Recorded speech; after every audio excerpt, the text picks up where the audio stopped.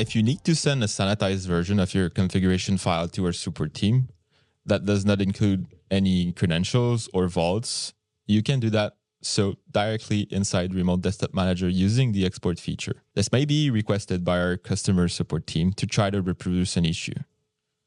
First, head over to File and go under Settings.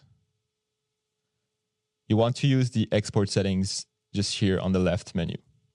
When we're talking about a sanitized version configuration file, we're talking about a version of the file without any credentials or vaults.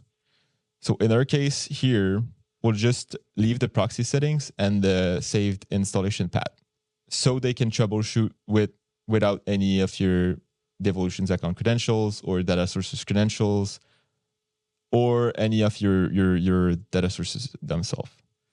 One thing that I want to mention is if you have an application lock set up on your RDM instance, you'll want to use the clear application lock information option here, because if you send that file without it checked and you have an application lock password set, they won't be able to access your configuration file because they'll be prompted with your password to log in the RDM instance. So we'll select that and we'll do export.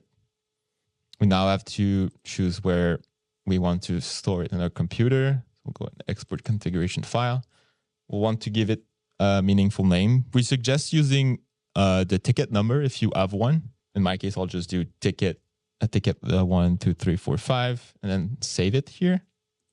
And you get the prompt saying that your Remote Desktop Manager installer file was generated successfully. So click OK and close. Now you have your sanitized configuration file in hand to send our support team if ever they need to troubleshoot your RDM instance.